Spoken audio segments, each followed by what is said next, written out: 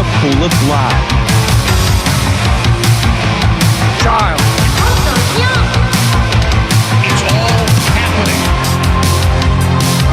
Wow, this is freak hell. What's going on here? I saw a funny video. Live from the new kingdom. Hey, yo. It's the Our Big Dumb Mouth podcast. Now, here's your hosts, Midnight Mike, Joe, and Cool Rich. We're done.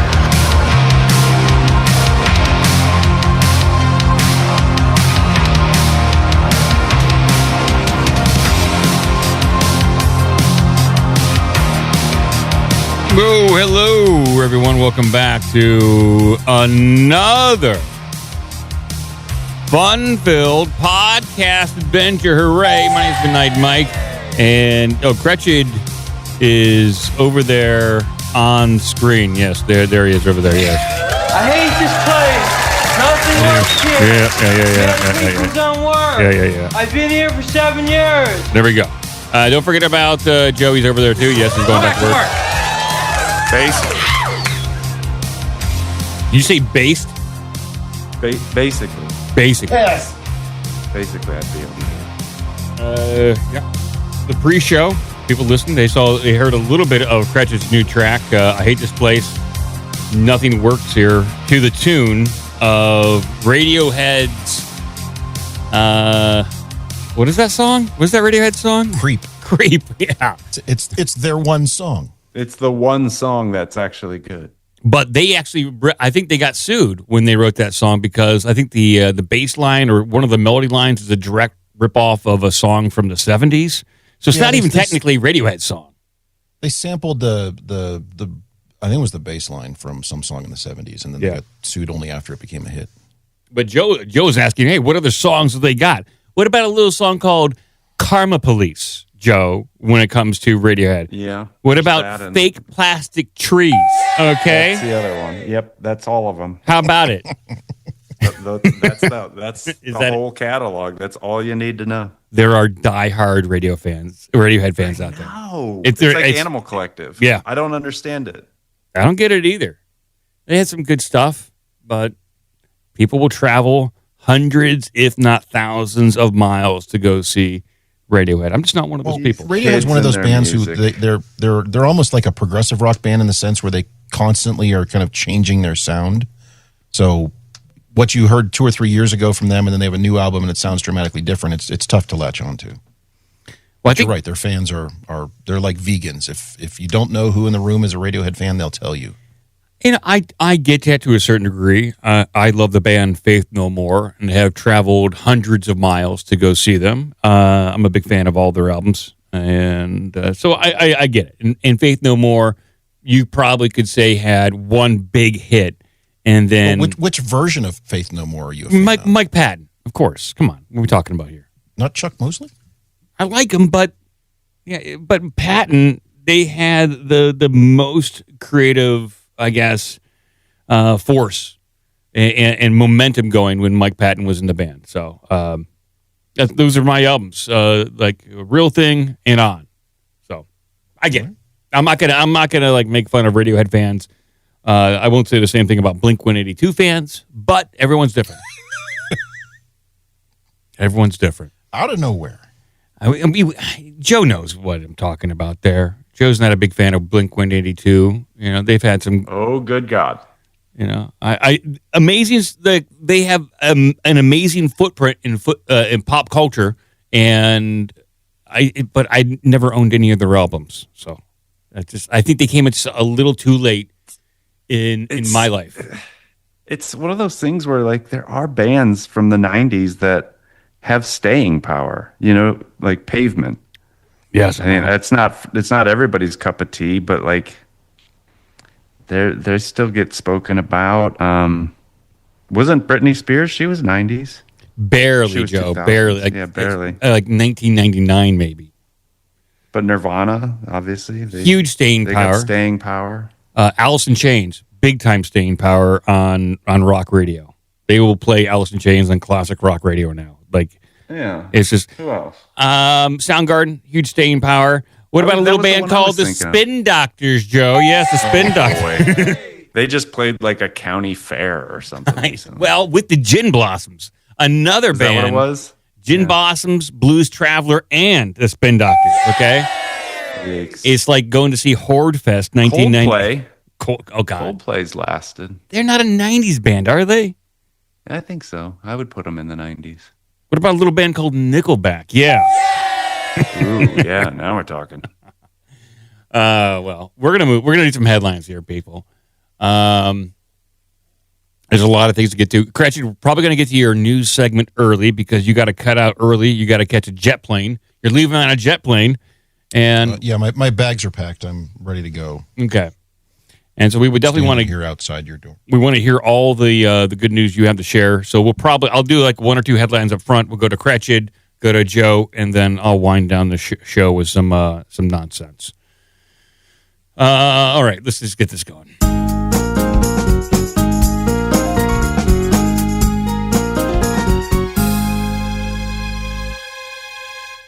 Okay. Yeah. So people are still coming through the Epstein documents, finding new things, and new things are popping up. I do have something on this. Coincidentally, Joe, I was talking to a mutual friend of ours, someone we went to school with. I don't know if he wants his name mentioned in relation to this, and I probably shouldn't mention his name to protect him.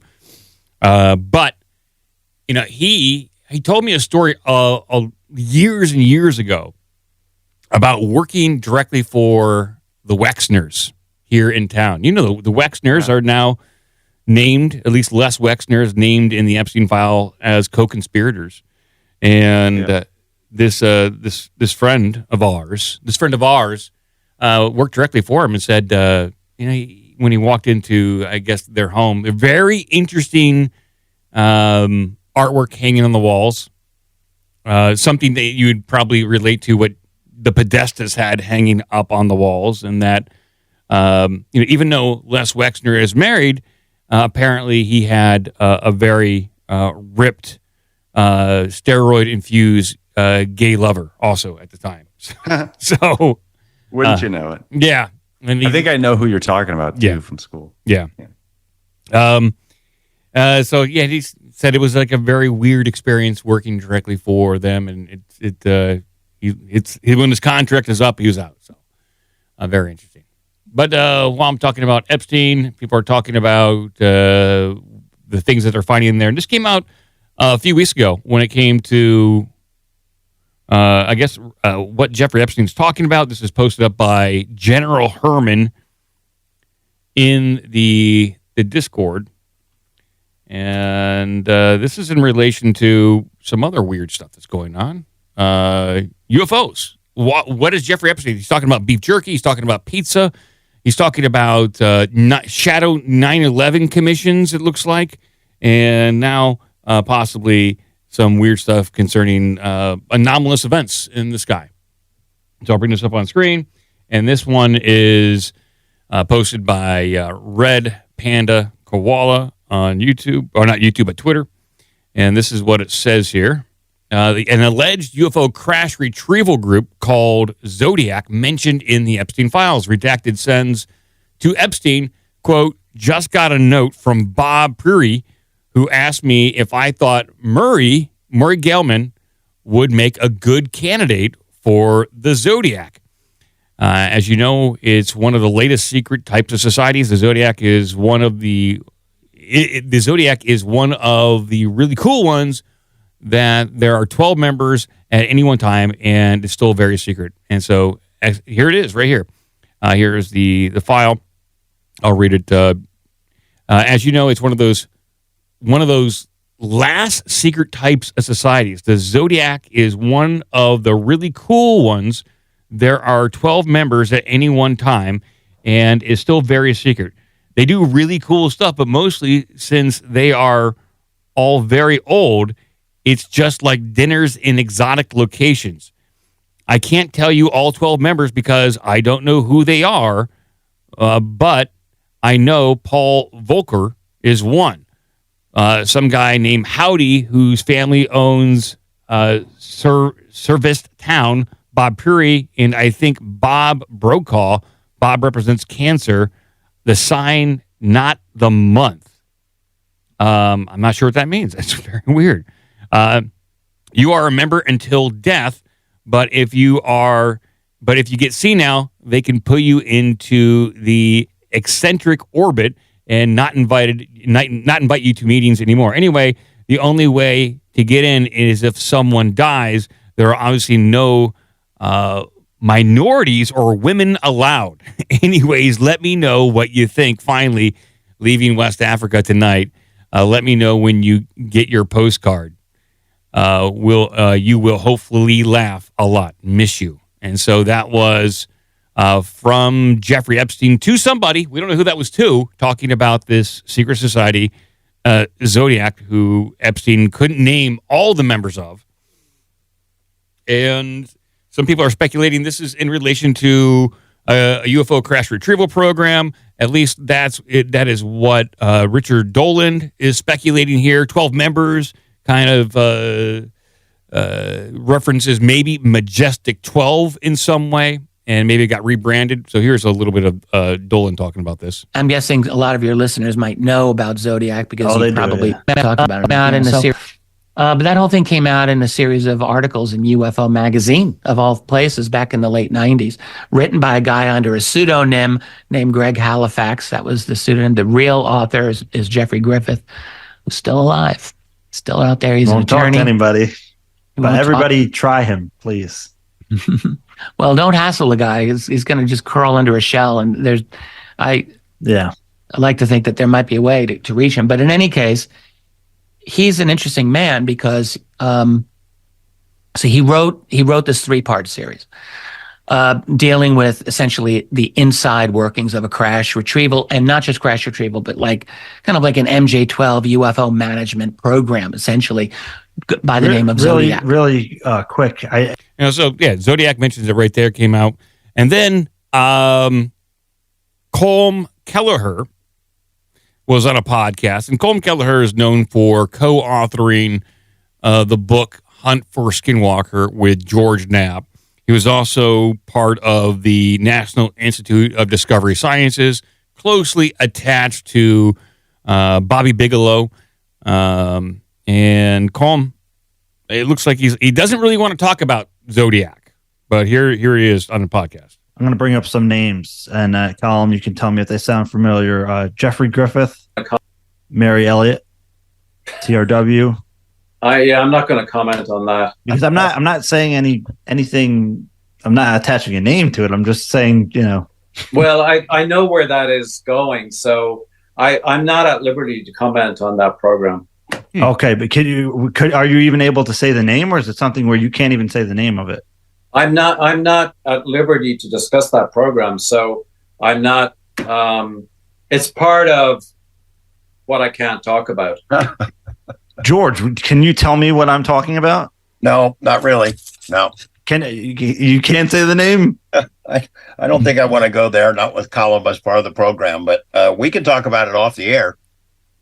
I'd love to do that if you can stay after a few minutes or even another time. But because that's of high interest.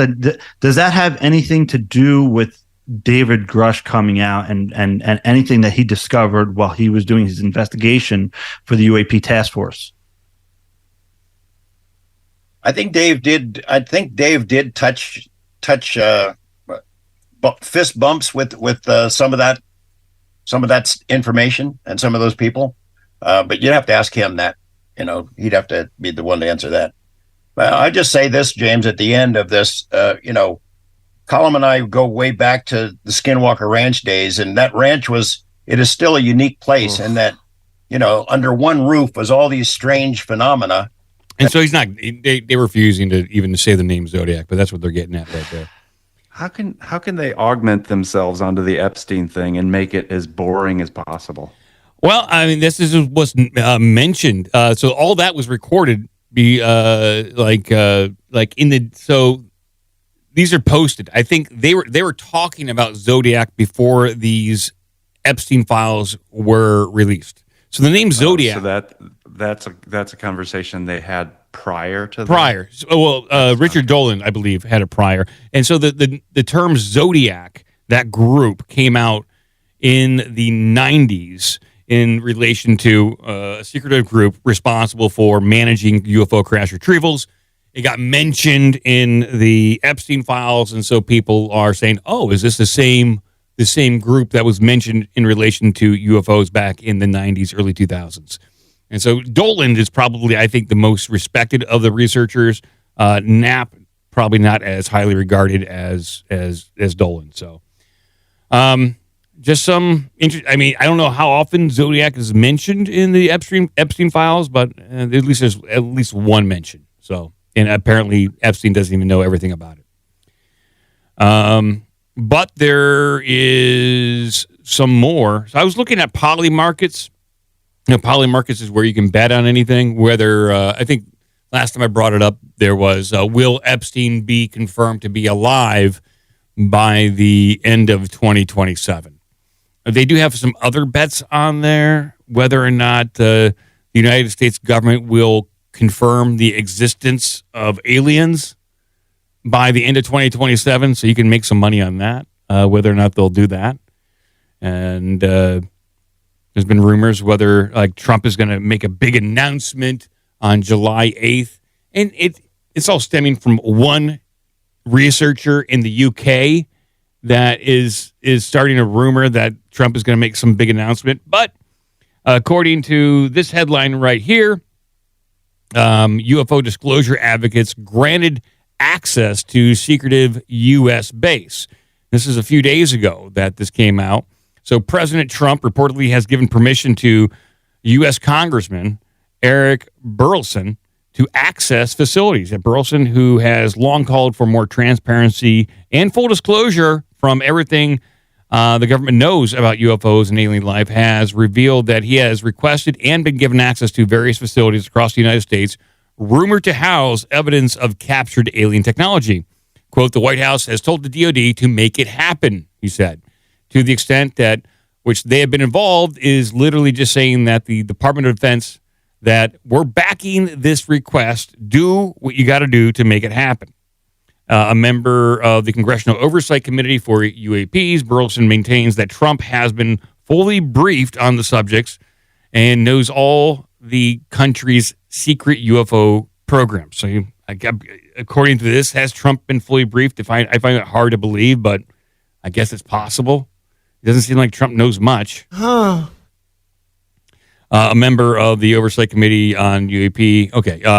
Some of the bases thought to hold such information and evidence, including Nevada's Test and Training Range, Area 51, the Naval Air Station in Maryland, Wright-Patterson Air Force Base in Ohio, and the Atlantic Undersea Testing and Evaluation Center in the Bahamas. Burleson even claims that there is one facility that holds a UFO so large that it was necessary to build a special bunker around it in order to house and conceal that UFO. So that's a big UFO that if they have to build a building around it, that's a big one. Yeah. Wow, that's big. He hopes to visit it now and has been granted permission, but cannot disclose where it is. Quote, it's going to involve a lot to make that happen, but that may be my final destination, he says. Whether anything will come of it, come of these visits to these facilities, however, remains to be seen. So that comes from the Mail Online, and this guy is doing a tour of military facilities hoping to find UFOs or balloons. We don't know. It could be UFO or balloons that this guy is looking for. Balloon.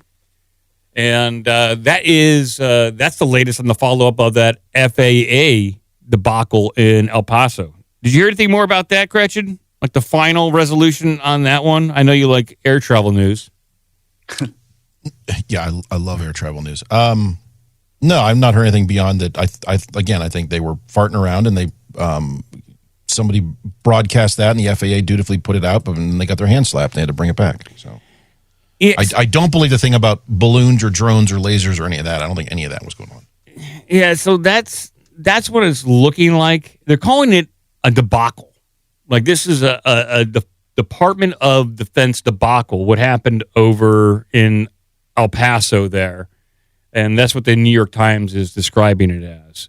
That shutdown, the FAA being told to shut down airspace at the El Paso International Airport. So, in short, what happened? The FAA briefly shut down airspace and flights around El Paso after learning that a new high-energy counter-drone laser system had been used near Fort Bliss, and without FAA authorization, which FAA officials viewed as a serious aviation concern. They said, hey, you're shooting lasers up in the air. This could actually have grave risk to our airplanes up there and could cause fatalities and permanent injuries if you're just shooting laser beams in the air trying to take down drones. Well, the Pentagon and DHS they viewed the capability and the operation necessary for border security enacted as if they had a sufficient amount of authority to proceed without informing the FAA. So there's like basically a dick-waving contest between the DOD and FAA over airspace, who controlled what. And according to the DOD and DHS, they claim that on the early morning of February 9th, that the CBP technical unit, they deployed a laser at what they believed was a cartel drone near Fort Bliss, which we kind of knew. I kind of called BS on that. Why would the cartels be flying a drone so close to Fort Bliss? Also, Customs and Border Protection, whatever they are. Protection Patrol, one of the two. That group is under. They're part of Homeland Security. They're not part of the military. So I'm just reading you what this article says here. No. I'm just saying this thing starts to fall apart as you're like one paragraph in. It doesn't make a lot of sense, but this is what they're claiming. That and by the way, CBP, they have access to the most advanced laser technology to just deploy willy-nilly against it. Maybe, I don't know. I'd like to see this, but multiple people familiar with the situation said that it was actually a metallic party balloon that they were firing against. Balloon. But that's what they claim. Everything in the air is that's anomalous. They claim it's just a balloon. Balloon. But that sounds like a BS cover-up, too. What were they calling? Remember those drones that were flying around on the East Coast? Were they calling those balloons? Because there's a lot of people going on TV like Swalwell and was like, "This was nothing," but it was clearly something. They claimed those were drones, but they were Iranian drones from a mothership. Remember so that? one member of Congress said that there was an Iranian mothership off the East Coast deploying these drones. Yeah. And then also the administration said at the time, it was Biden, if you remember, they said there's nothing to worry about. And then Trump said he would get to the bottom of it, and he said he was briefed, and he said, "Oh, I'm going to tell everyone about this." And then he came out and said, "There's nothing to worry about." And then it was drones, a little bit of drones up there, and then it came out that on the East Coast, the FAA was given authorization to allow this. They were given a heads up that this some sort of experiment concerning some sort of top secret drone activity was going to take place on the East Coast. So it was all BS. No one was being straightforward, and that's what it feels like with this Fort Bliss, El Paso story. It is. They don't got their story straight. There's something else going on here. And so where we're at now with this, the White House received pressure and a reversal. So the FAA administration initially moved to close the airspace for 10 days, but under White House pressure, the order was rescinded the next day, triggering finger pointing, which people love to do. The administration officials publicly suggested the FAA didn't warn them, and the article that I have up on screen here says internal emails contradict that. So where we're at, and also like the full story, and like you got the article there, the New York Times. They're saying basically Customs and Border Protection. I'm trying to follow the finger pointing here. Customs and Border Protection. We got a laser gun. Yes, let's use it. So then the DOD is Department of War is the one who said we're going to just do this. We don't give a shit. And so then the FAA had to shut down, but for 10 days, which doesn't make any sense. And then you have the White House come back and be like, no, open that back up. And so now just the White House can it's like, what's going on here? Like the chain of command, the process of approving or enabling this just doesn't seem clear. It does not. And it seems like the command structure is... And why 10 days? It seems like things are in disarray. A little bit. It doesn't seem like people know what the heck's going on. And they can't... You figure, at least if you're going to lie, do it at a competent level. And it doesn't seem like that's not what we're getting right now. We have incompetent liars. I want to hire the best liars we can get. We're not getting that. And that's where I'm going to leave it for right now. I want to, Joe, if you don't mind, I want to head over to Cratchit for a few stories so we can get some funny stuff before he has to leave, and then we're going to go straight to you. What do you say? No, don't. No, of course. All right, let's do it. Let's get over to Cratchit and see all the good news he has for everyone out there.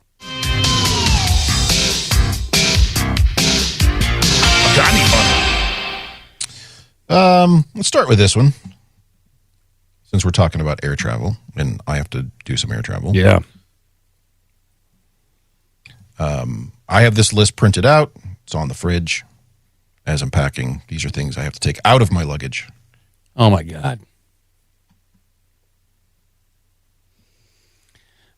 Here it is. 14 foods you're not getting through TSA. Oh, really? And these, by the way, these get increasingly ridiculous as to like who is carrying these through airport security. Yeah, I I got stopped on my way to Portugal because I forgot to take a knife out of my bag, and that really held me up at the security checkup. And big mistake. Why did you have a knife in your bag? It was in I just had it in there. Sometimes just a bag when I'm going around places. I'll throw stuff in my bag, like a sandwich, a knife, something like that. And I forgot to take it out of its secret pouch, and the TSA got it, and I had to be pulled aside. But that's not something you can eat. The Transportation Security Administration may not be everyone's favorite government agency, but it has tried to offset long lines and baggage searches by cultivating a lighthearted social media presence. Have they? I don't know. I'm not following the TSA for lighthearted memes, but its dad joke heavy Instagram account frequently publishes some of the most useful items, unusual items that the agency has confiscated. Many involve food, but it's usually not the edible items that are the problem so much as what they're being used to hide.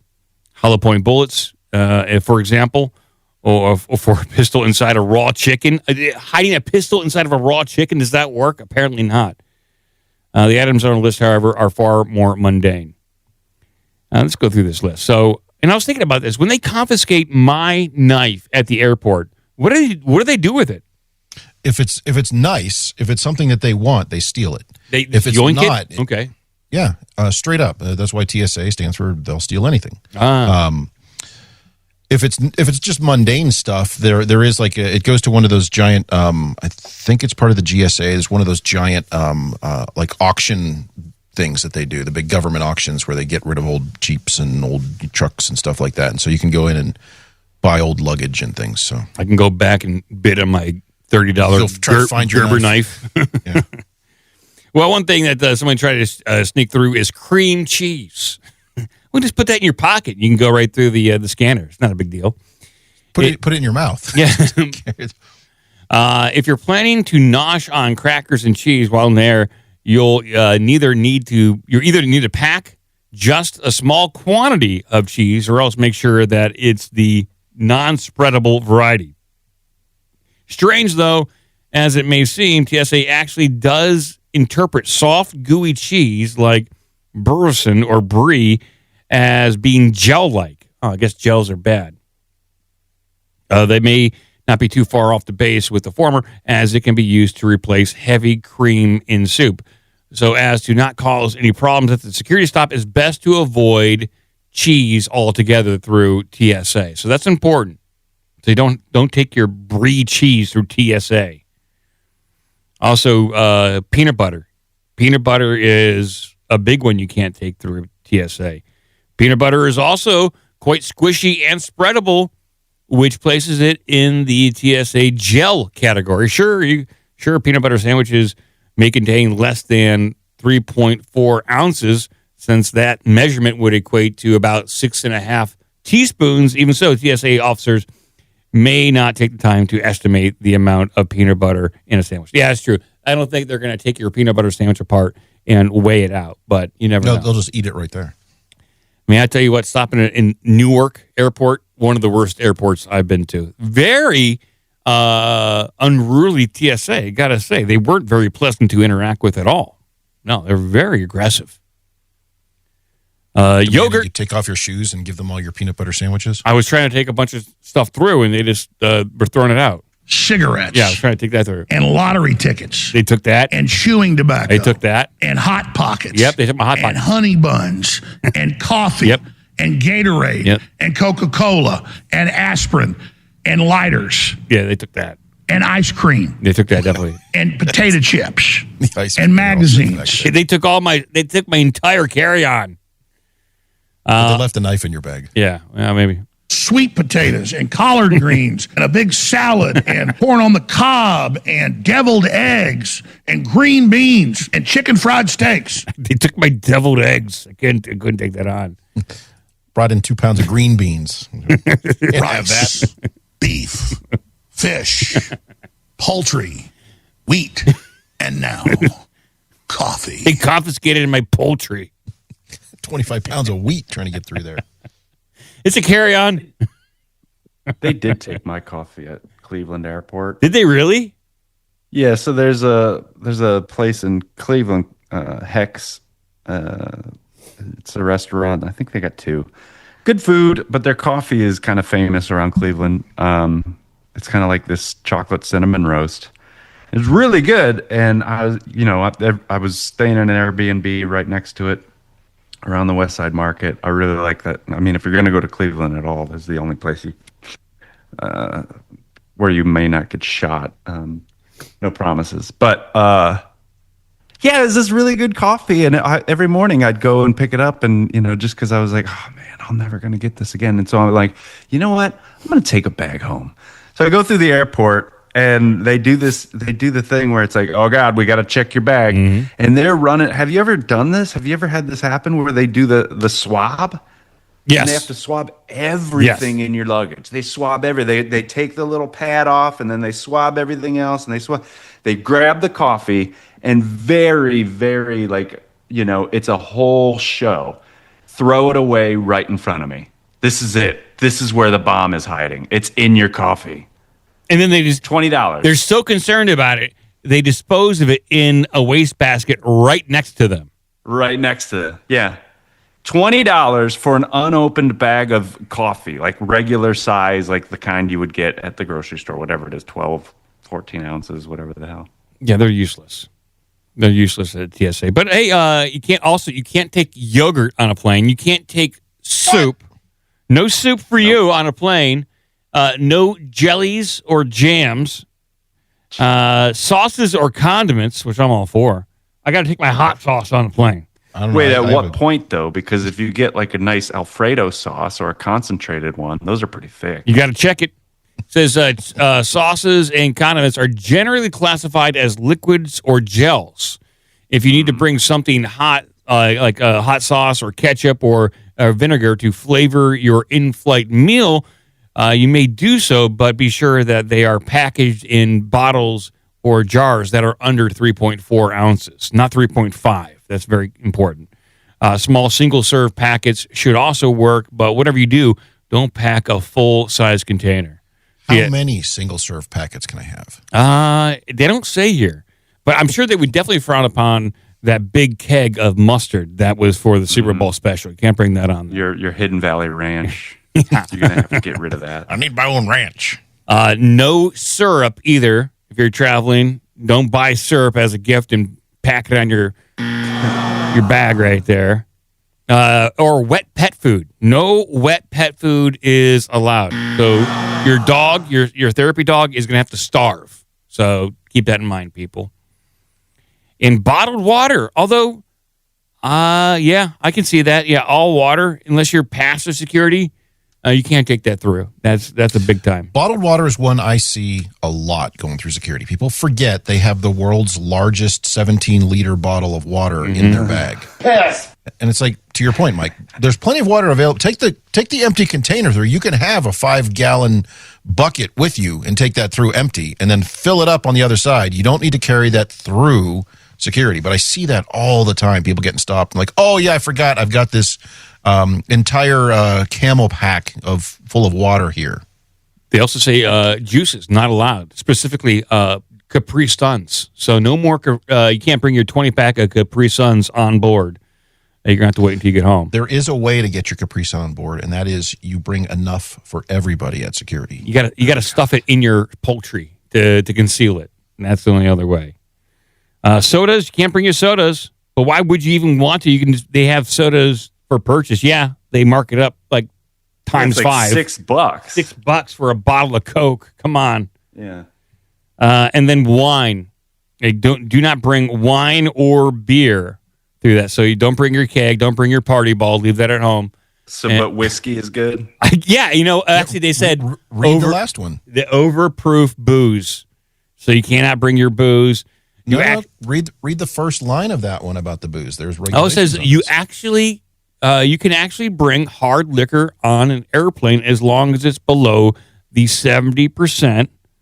Yeah, as long as it's below 70%. It must also be in mini bottles, those 50 milliliter ones containing about 1 3/3 ounces of liquor. That's okay to pack. That's okay to bring through. But you're not supposed to drink them in flight. Really? That's the whole point of bringing them through. In that? That's the whole point. You're bringing them through. I got a party on the plane. Yeah, because what you do is they give you the free beverage. You say, I don't need a cup with ice. Just give me the whole can of Coke or Diet Coke. That's what I usually do. And they'll give you the whole can most of the time.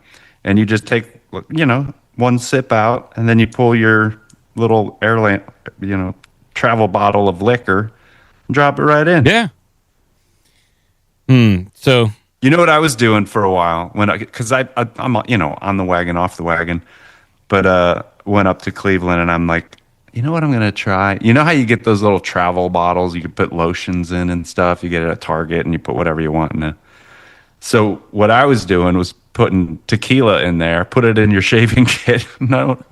I had that with me, actually, when they took the coffee. I had 2 little things of tequila in my shaving kit, but they didn't go for that. They went for the coffee. It was a diversion. Yeah, that's why I hid the knife. That's why I hid the knife. They went for the knife. They left the heroin alone. So that was all good. Well, Christian, we wish you safe travels in trying to smuggle your mayo through TSA. We think you'll be able to do it. You just gotta. There's all sorts of stuff you can smuggle. You just gotta, provide a decoy for him. Quiet. All right. So last show we talked a little bit about the Amazon did a commercial on spying on your kids with their cameras under the guise of "we'll help you find your dog." That's right. Been a lot of backlash on this. Been a lot of attention paid to it, especially given a 30-second commercial, but not the sort of attention they want. So a couple of follow-up stories where they're going so far as they're even needing to end some business deals with some of the parties they were going to share that data with. Yeah, this is a big story related to Ring. This is an Amazon debacle. It's the same person who was in charge of declaring FAA no-fly zones is now in charge of Amazon's Ring service. Amazon's smart doorbell maker Ring scraps partnership with company after Super Bowl ad backlash. That's some good news on that front. You know what? This is positive for America. Like you think Americans are, sleepwalking into this digital surveillance state? We are, but somehow a good number of us woke up. We actually like what's going on? Huh? And like we woke up enough for like a few seconds to go no, and then we went right back to sleep. And Amazon's smart doorbell maker Ring has terminated a partnership with police surveillance technology company Flock Safety. The announcement follows a backlash that erupted after a 30-second Ring ad that aired during the Super Bowl featuring a lost dog that is found through a network of cameras, sparking fears of a dystopian surveillance society that we actually currently still live in. I put that last part in there. But that feature called Search Party was not related to Flock. And Ring's announcement doesn't cite the ad as a reason for the joint decision for the cancellation. Ring and Flock said last year that they were planning on working together to give Ring camera owners the option to share their video footage in response to law enforcement requests made through Ring and its feature known as Community Requests. Following a comprehensive review, we determined the planned Flock Safety integration would require significantly more time and resources than anticipated. Interesting. The integration never launched. So no Ring customer videos were ever sent to Flock Safety. Beyond the Flock partnership, Ring says it has faced other surveillance concerns. Well, it sounds like they're just Ring is cutting out the middleman and just sending this video straight to law enforcement. Well, they already do that. The Ring has been notorious for years to willingly hand over all sorts of footage to law enforcement upon request. In theory, it's something as part of a warrant or whatever. No, they're just handing it over. So now, basically, what this is doing is bringing to light. Well, not only were we going to just like light up all this stuff all over the neighborhood to quote unquote help you find your dog, but just wait until you have this the next time you have what was it, the Boston bombing, and you had people who were, remember they were going street by street with the police, whatnot. How long until they're using that to find people as they're looking for? Now integration with Flock cameras, and there's a mention here at the bottom specifically about from the Electronic Frontier Foundation, who generally do good work, about the biometric integration. So they're already like, oh, Mike, we'll just scan the face of your family so we know who it is. That way, when someone's at your door, if it's the kids coming home from school, that's fine. Like, why are you scanning it? Where's all this going? Who's saving all this stuff? It's all using AI. Who's processing that? Where is that being offshored to? It's basically just, it's kind of, to your point, people kind of sat up for about 30 seconds to pay attention to this, and it's, can open worms everywhere. Yeah. Yeah, that's what it says here at the bottom. Amazon Ring already integrates biometric identification, like facial recognition, into its products via features like familiar faces, which depends on scanning the faces of those in sight of the camera and matching it against a list of pre-saved, pre-approved faces. The foundation wrote on Tuesday. And how long does it take to go from that to, hey, we're looking for this person? Yeah. And I guess I don't have a Ring, so I don't know how it integrates with like the security system at the house. Like if someone walks up to a Ring and it's a pre-approved face, will it just open the door, like unlock the door so they can enter? There are, I don't know if the Ring one specifically do that, but I know that there are some of these door locks have biometric, both facial recognition and thumbprint scanning and whatnot. So the kids don't need their keys; they just come back and they walk up to it and it'll unlock. They're one step away from that. Yeah, who's out there? If it's a pre-approved face, you don't even have to look to see who's out there. They're just coming in. Me, Hulk Hogan. Oh, he's a pre-approved face. Let him in. Comes over every day at 3. I don't know why. I know that face. Yeah, well, I think this is good. I don't know. I like customer backlash. I just hope this carries over to other things. And apparently, with this I would consider this a consumer win when it comes to us versus the surveillance state. Also, with the backlash against Discord and facial recognition and basically some sort of ID, there's enough pushback. Although they didn't have a Super Bowl ad, so that doesn't affect, it wasn't in the face of like your average football watching American. So I maybe they don't care as much. So just the nerds like us care. All right, Cratcher, let's see what else you got over there. Here we go.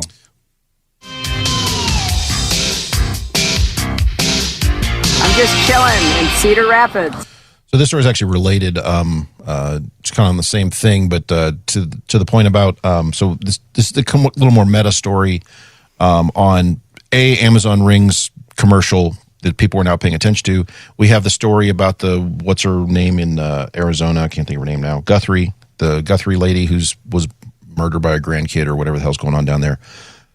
And they're able to pull footage even though they don't have an active subscription and all sorts of stuff from doorbell cameras. And so it's starting to raise some questions as to, like, is it maybe not a good idea to put these cameras everywhere? So you may just want to kind of do a little bit of needle dropping through this article and see if there's anything of specific interest. It's very meta and just the general take on, because this is a Glenn Greenwald article, so it's about 27 pages long.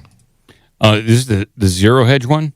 Yeah, it's Zero Hedge, but it's Glenn Greenwald's article. Okay, so the headline here is Amazon's Ring and Google's Nest unwittingly reveal the severity of the U.S. surveillance state. That the U.S. surveillance state is rapidly growing to the point of ubiquity has been demonstrated over the past week by seemingly benign events. While the picture that emerges is grim, to put it mildly, at least Americans are again confronted with the crystal clarity over how severe it has become.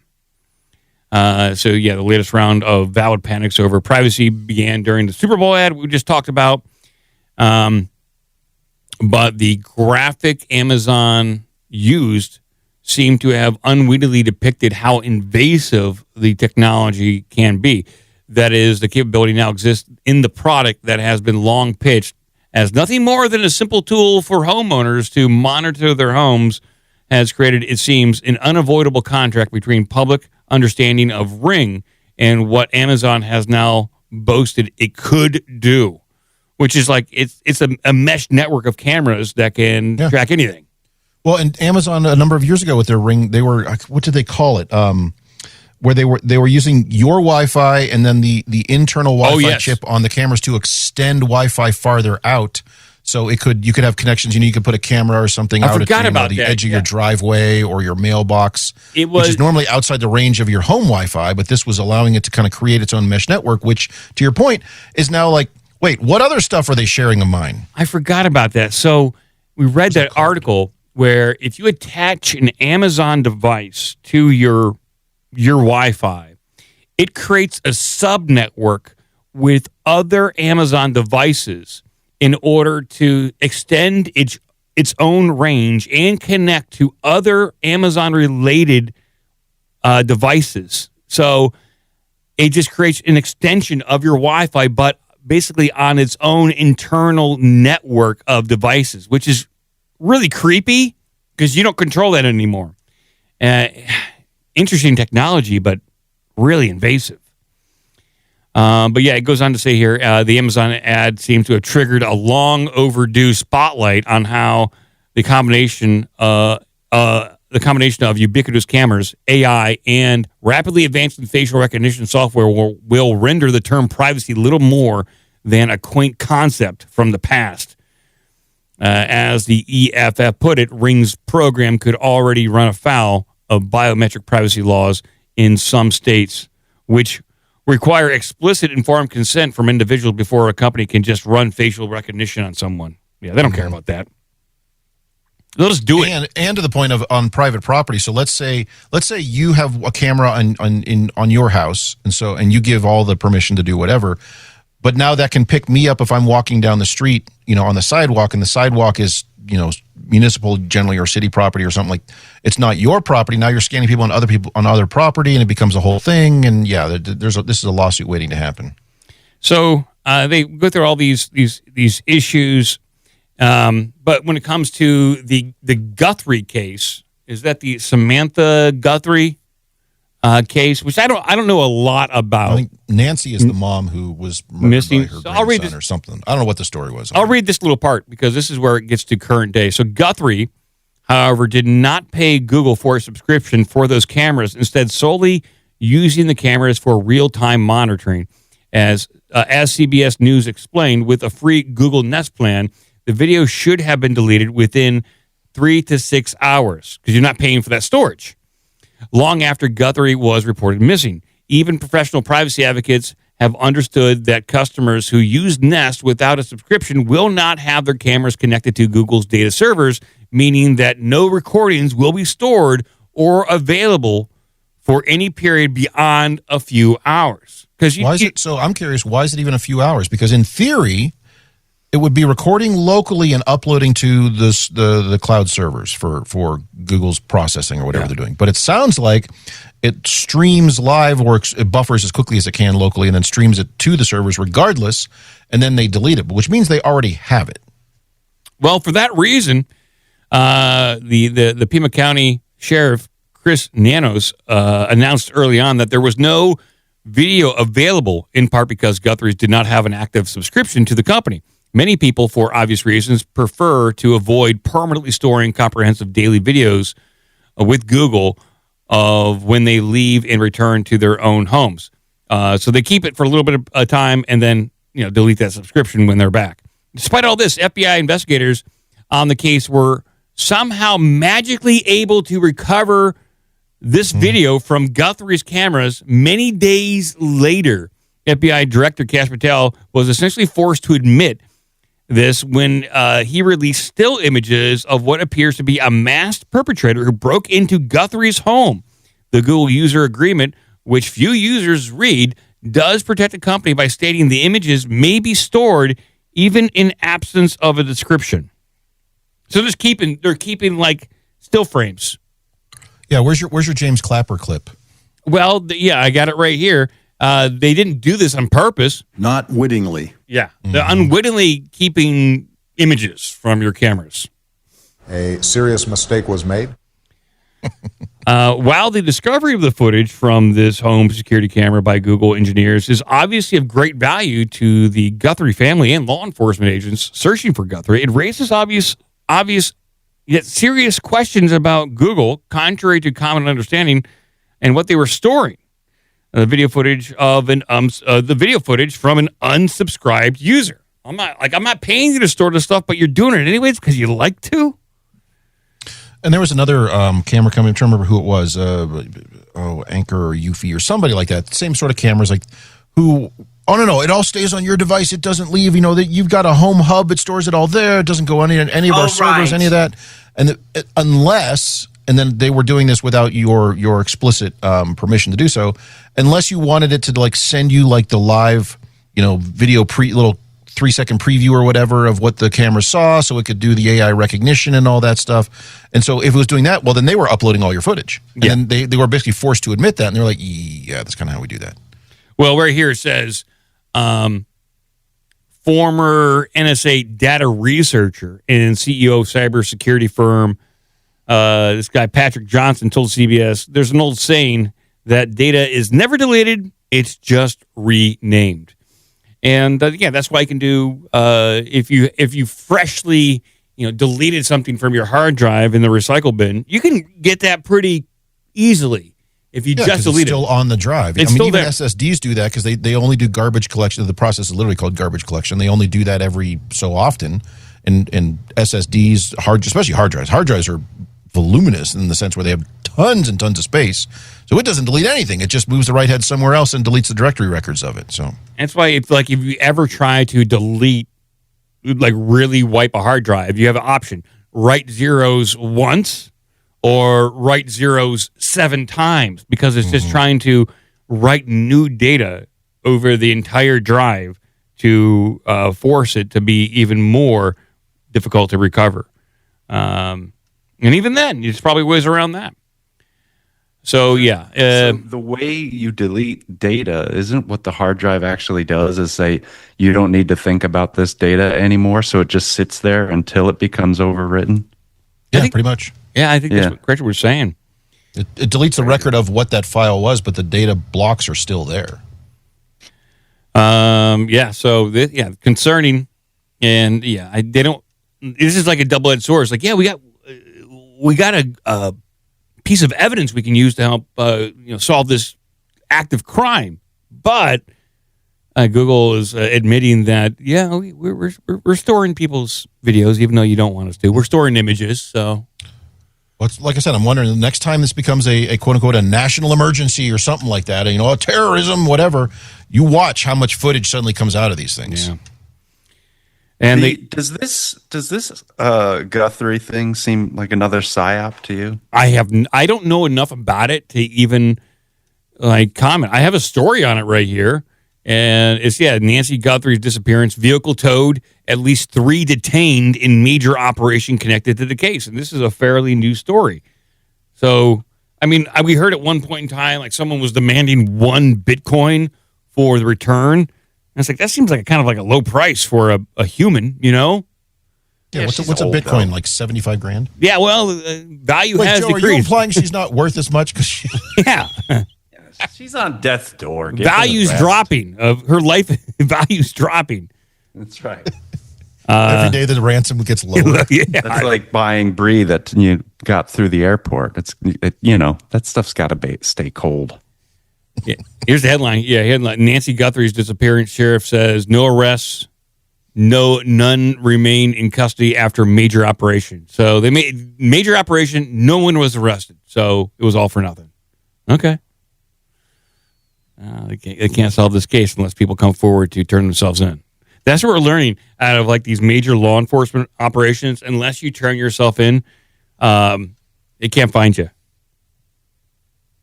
That's what we learned out of with that guy Tyler Robinson. He could have been the guy who got away until he was MK Ultra'd and convinced to turn himself in for Charlie Kirk. Well, there's also an argument to be made on that one that by was it like his uncle or something like that, who's former sheriff, something like that. I don't remember the exact details on it.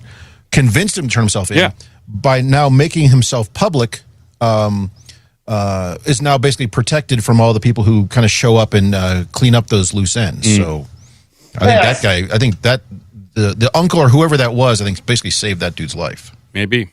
Because that guy would have been, quote unquote, found in his car in the desert, 2 days later, sort of thing. Maybe. You're right. That was like the best move. Get yourself known. All right, Christian. One more story that we're going to do. We're going to go over to Joe. Okay.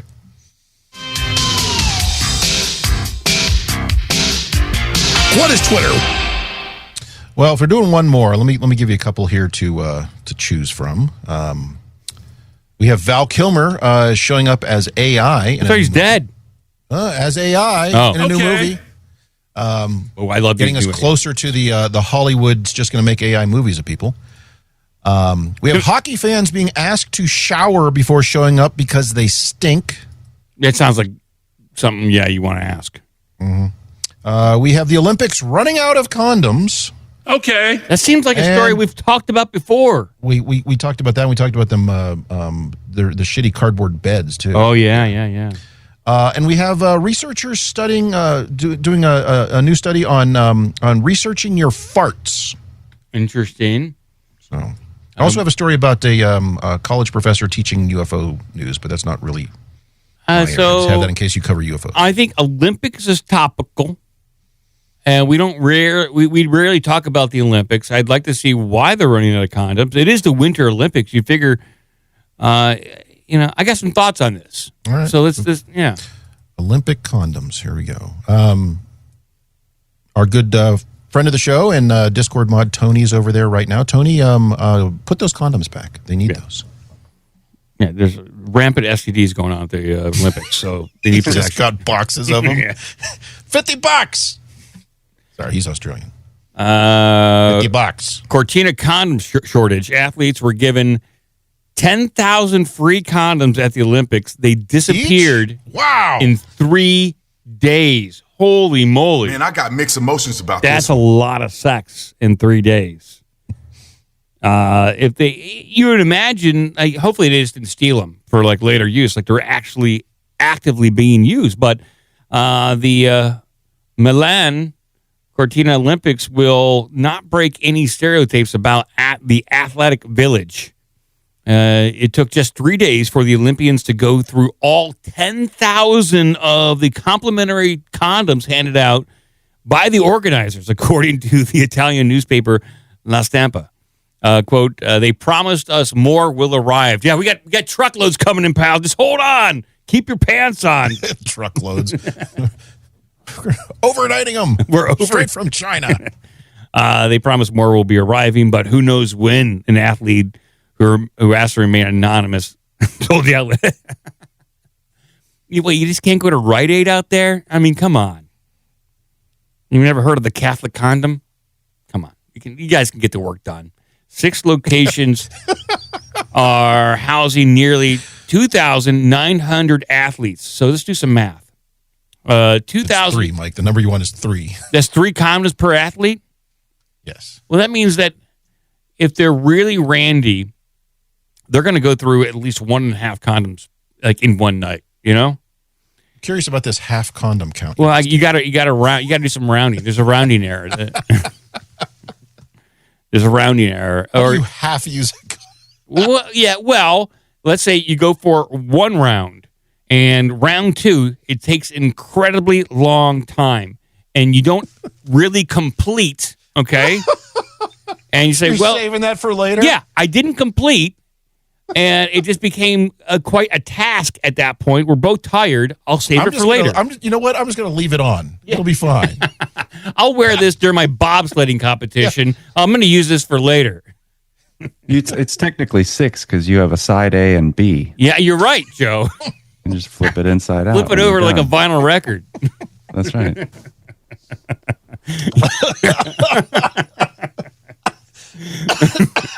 I'm drinking coffee.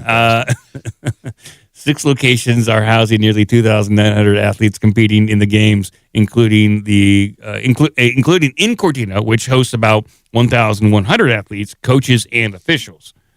The recent games have tried to curb athlete retention. COVID-19 forced the 2020 Tokyo Olympics, held in 2021, to enact an intimacy ban, which I think we covered, which carried over into the 2022 Beijing Olympics. It was lifted in the summer of 2024 for the Summer Games, when Paris organizers reportedly gave more than 300,000 condoms out to athletes during the Summer Games. Well, I would say yes. Like, what are they giving over here in Italy? 10,000? These athletes are used to having a wealth of condoms, like just bathing in condoms nonstop. Yeah, they've been the rug has been yanked out from underneath of them. Now they have to ration condoms. What's it worth to you? The practice of providing the athletes with condoms began in the 1988 Seoul Olympics game in an effort to raise awareness for safe sex amid the AIDS epidemic, according to an Italian politician who confirmed the practice before the games in a post on Facebook, saying it was a topic that shouldn't cause embarrassment. I agree. Just give them more condoms. If it seems strange to some, they're unaware of the established Olympic practice, which is, I guess, having sex before and after games.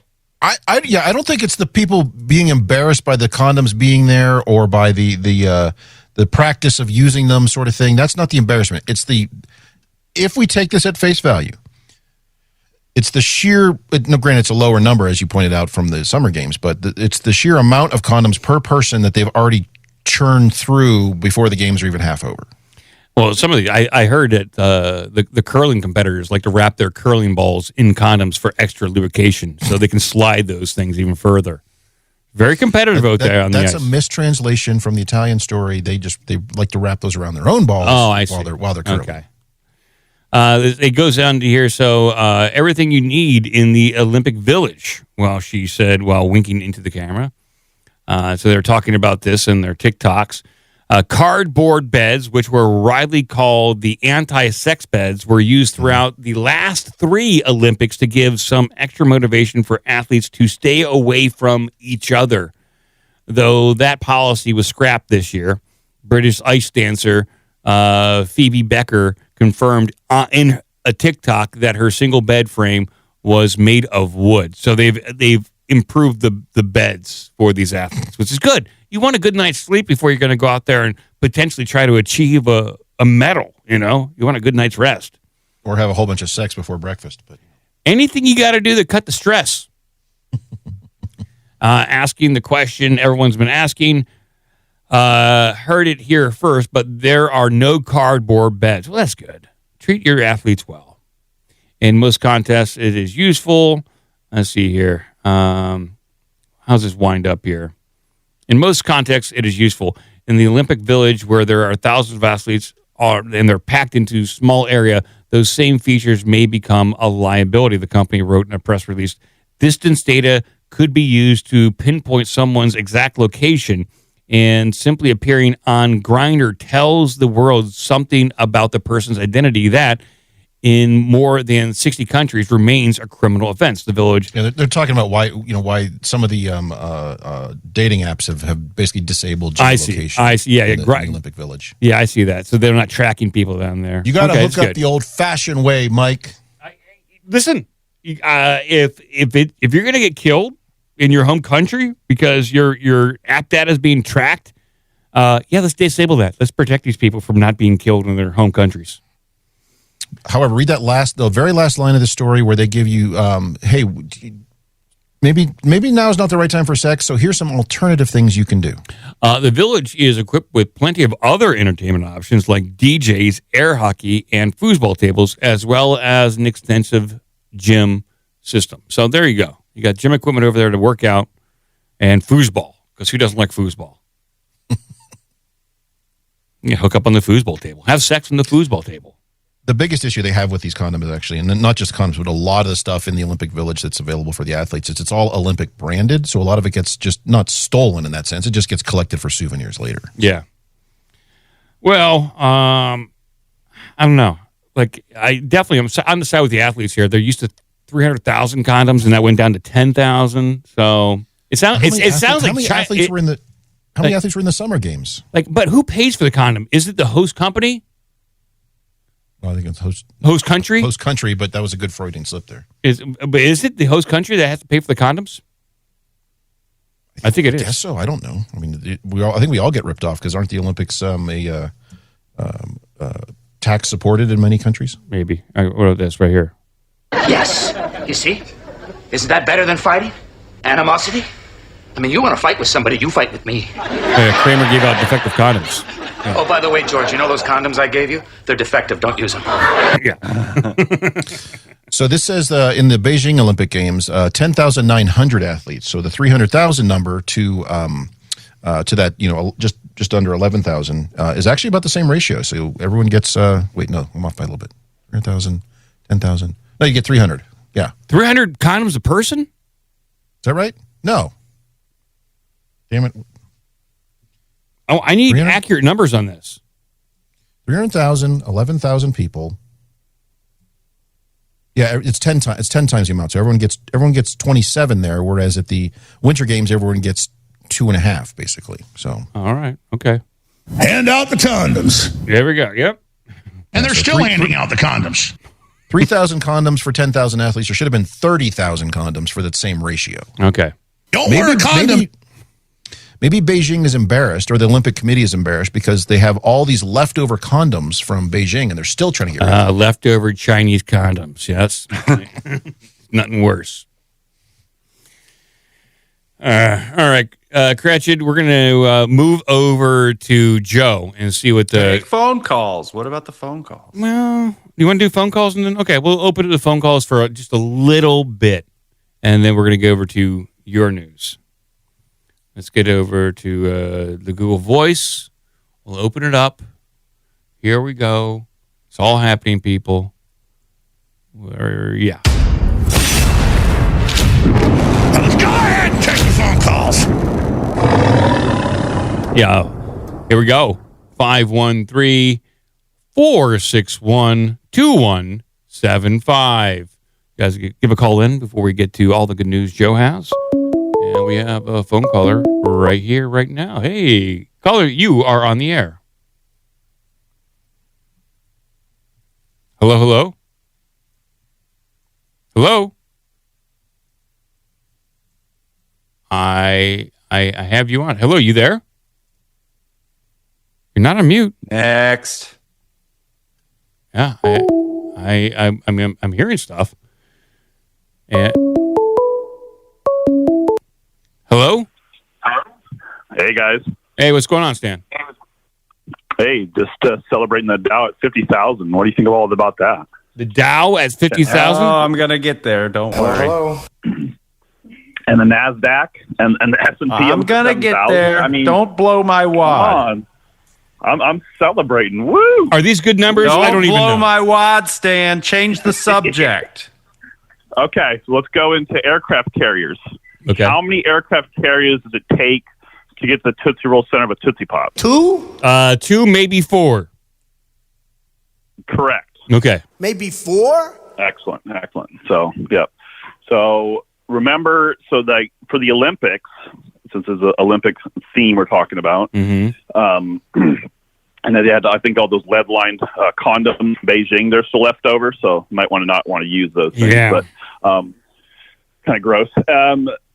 So remember when Putin launched his attack into Ukraine, he waited until after the Olympics were done in 2022. That was nice of him. Yeah, and Trump is doing the same thing. He's being very polite. He's sitting there watching all of the games going over in Italy. And he will graciously wait until sometime in March to go attack Iran. It's loving and it's kind. I'm playing Trump weightlifting clips right now. He entered the clean and jerk competition. He's in the Olympic. He's in the weightlifting competition. Yes, he is. Winter Olympics. Yeah. Well, we got to maybe, I don't know. I'm trying to think of some AI things for Trump to do at the Winter Olympics. But do they still have the hot dog? Do they have the hot dog competition where people do tricks on the skis still, like doing like a? Oh, I thought like a hot dog eating competition. No, they call it hot dog, and where you go off like a jump and they do like twirls or flips and then they land. I was back. I only know the games. No, I played winter games on like Commodore 64. That's where I know the competitions from. that's a little dated. So, yeah, I know. We have updated Winter Olympics with the skeleton and the different skiing events and downhill. Well, the interesting thing was if you watch now the downhill skiing with the drones following the skiers, that is a different perspective that's really fast and intense. Oh, wow. It's almost like a video game now. Yeah, you should check that out. Yes, definitely check that out. Other than that, I'll let Joe take care of the rest of the news. And you guys just stay safe. Enjoy the rest of the Winter Olympics for the next, what do we got? Just over a week plus. And enjoy the hockey. The hockey's good. Okay. Yep. So thank you, Stan. Keep an eye on USA versus Canada. So go USA. Yep. You go USA. Lives in Alaska. Of course, he's going to talk about hockey. Yeah, in Winter Olympics. F you, son of a bitch. Get out of here. Wow. Mike's done listening to Stan. Wow. He left in quite a fury. I can see if you worked at InfoWars, that's Alex Jones coming into the office with like his phone up to his ear and he's saying that. And then he, as he hangs up. Yeah. Who was that? Telemarketer. F you, son of a bitch. Get out of here. My mom. That's a good call from Stan. And we have one more caller right here. Here we go. Let's not panic. Caller, you are on the air. Hello. Hello? On the air? You are on the air, yeah. Yeah, your phone's a little muffled. Just take your hand off the receiver. Yeah, are we on the speakerphone? Trying to get you off speakerphone. All right. Amazing caller. Are you there? Yeah, we're here, buddy. Who are we talking to? All right, sorry about that. Third time caller. Oh. What's your name? Where are you calling from? My name is Brennan. I've called under the name of Guns, Beers, Kayaks before. Okay. Well, I just had a joke relating to condoms. Okay. Because Joe and, side A, side B. Do you know how to reuse a condom? I do not know how to reuse one officially, no. You turn it inside out, and then you shake the fuck out of it. Okay. Oh, God. Now, an oldie but a goodie. Yeah, years ago on the show, I would say 2013, 2014, I covered a story called Condom Hunters, where there was a specific group of people that would go out and specifically try to find used condoms and collect them. I forget what they did with them. I forget what their ultimate goal or purpose was for collecting them. I'll have to go back and find that out. I've never personally used a condom in my entire life. It's disgusting. It's not sanitary, and I would not ever do that to somebody else. I heard they were making tires out of them. Condoms? Yeah. Oh, really? Yeah, you take about 365 of them, and they're called Great Years. Oh, okay. Well, I guess that's very green. Do you have a book you're reading from? Where are you getting all these from? These are No, it's not from a book. Rodney Dangerfield condom jokes. The Bathroom Reader. Yeah, that's a good book. Yeah. Well, it's your third call, and you are entitled to a G.I. Joe name. Would you like one? Yes, sir. Okay. What do you do for work? I drive things around. I take things places. Okay. Transport. What about hard drive? Right. Hard drive is he's an actual G.I. Joe guy, and he's a battlefield specialist. And since you're a driver, let's call you Hard Drive. Sounds great. All right. Thank you, Hard Drive. Thanks for calling in with your awful, awful jokes. Thank you. Anytime. All right. Thanks. Take care.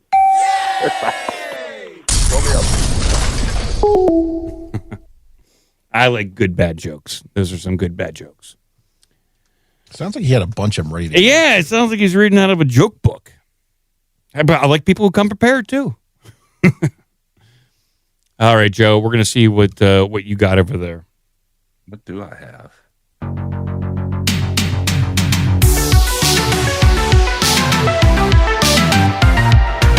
Fix the toilet. So, that little weasel, Ben Shapiro, we've been checking in with him as the Epstein file stuff continues. So let's see how he's coping this last week. Yeah, I'd be kind of curious. He can't still be in denial, can he? It's crazy because like the Dave Rubins of the world still, it's like crickets. Yeah, it'd be kind of curious. Like I'm going to still be in denial, and like some people just won't cover it, I suppose. But let me bring up. Wonder why? I mean, yeah, it's probably kind of hard to if you've like been on record saying that it's nothing's there. But we'll find out. Here's Benny S. The Epstein files. There are none, apparently. I'm sorry, when you put Kash Patel and Dan Bongino in charge of the FBI, and we put Pam Bondi in charge of the DOJ, and then it turns out that there's nothing there, I don't know what more you expect. What do you think? They're all part of the conspiracy? And the answer is, of course, yes. You can always go down the next conspiratorial rabbit hole. That's the beauty of conspiratorial rabbit holes. When one of them gets debunked, you just dive right into the next conspiratorial rabbit hole. I'm just going to point out for the 1,000th time here, Dan Bongino and Kash Patel were both suspicious of the Epstein list stuff. They were both into the theorizing, and then they saw the evidence. And like the honest people they are, they came to a conclusion about that evidence. Period. If your expectations of a gigantic conspiracy don't come true and you have no counter evidence, none except for your speculation, I'm sorry, but that's on you. All right. That's Ben right there. It's, he's so ridiculous that it's almost like, is this AI? But you know what I mean? Like it's almost like first of all, who's still listening to his show? Like his audience, like we mentioned before, plummeting by the thousands. Daily Caller, they got to be on the verge of bankruptcy, but they probably have our tax money being routed through Israel supporting his network. And so, it's a giant scam. The dude's full of shit. And I mean, honestly, it's so weird. It's the same reason why you don't get recommended and I don't get recommended Lex Friedman clips anymore. Is that right? That's my opinion. Back when Biden was running the show, I got recommended Lex Friedman clips every other video. And now I feel like that was happening too. I don't see that anymore. Call me crazy, but I think that there was a big push a lot of money behind Lex Friedman. I don't even dislike him, but he was being heavily promoted. So that was Benny S. I have him. Ron Paul was on Tucker, and he played some clips with Ben Shapiro from back when Ron Paul was running for president, and he was just as much a weasel then as he is now. I don't know if you want to hear any of that. Yeah, I mean, we can just to kind of give you more of a sense of like just how awful he is. You know, it's and the reason why he didn't like Ron Paul was because Ron Paul is, anti-war. And of course, if you're a Zionist, all you want is war, especially in the Middle East. So, everybody else is destabilized and whatever. I mean, they worship devils and drink baby blood. I don't know. It's hard to figure it out. I say lizard people, but, potato. Bringing it up. Here we go. Young Ben Shapiro live tweeting a Republican debate that year that included Ron Paul. Ron Paul is manifestly insane. As in previous debates, he's now gripping the pen as he would the neck of a Jew. Imagine writing that about somebody. Ron Paul never attacked the Jews, has never attacked the Jews, but that played no role in Ben Shapiro's slander. Gingrich almost drops his pen. Ron Paul grabs it and wrings it like the neck of a Jew. Rick Perry had the memorable moments of the evening other than Ron Paul's corpse leaning toward the grave and strangling the Jews. Again, Ron Paul says sentiment is mixed about Israel and taking action against Iran. Does Ron Paul know a Jew? He wasn't talking about Jews. He was talking about the nation state of Israel, the secular country with borders and a military and a very sophisticated lobbying arm of which Ben Shapiro was a part, trying to get the U.S. taxpayer to foot the bill for another one of its wars. It's that simple. Yeah. And Ron Paul had a huge following at the time. The Ron Paul Revolution. Joe, you were part of it. I was a part of it. And everyone who was a part of it was attacked and labeled a conspiracy theorist. And they called Ron Paul a racist because there was some indelicate language about something, It came out in a Ron Paul newsletter that he didn't even write. He didn't even write it, but I think I'm probably misremembering, but it was something about like black fathers outside the home or something, which is like the statistics bear out. Like it's not like he was coming up with the numbers and putting these together. There's somebody in Ron Paul's orbit wrote it for a newsletter, and all of a sudden Ron Paul's obviously he hates Jews, he hates black people. I mean, when you don't have anything, that's where these people go. Obviously, we saw it all through the 2010s and everything. Yep. So you hate women, blah blah blah. So so we played some of this stuff where obviously Jeffrey Epstein was a Russian spy. He wasn't working for Mossad. Duh. It's very obvious at this point. So this guy is a comedian. He was on with Candace Owens not that long ago, and he's really good with this sarcasm. He did a piece with Piers Morgan before Piers Morgan turned on. Like maybe this Gaza thing ain't so great, but he was on with Piers Morgan and is kind of orbiting around Ben again, where it was like talking about how all the number of Palestinians who've been murdered, it'd be like hundreds and hundreds and hundreds, and then they'd say Hamas or Palestine would kill like 3 Jews, and he was saying like he was making the point of like what's the value of a Palestinian versus a Jew? Well, Palestinians, it's 3 Jews is worth 400 Palestinians, and he had a chart year by year. It was goofy, but he's back on with Alan Dershowitz talking about how Epstein is a Russian spy. Oh, okay. Alan Dershowitz connected to Epstein in multiple different ways. Kept his underwear on. Mm-hmm. Silly. He only got a massage once or twice. The evidence is there that he is actually a Russian asset. His girlfriend, Ghislaine Maxwell, was the daughter of a Mossad super spy.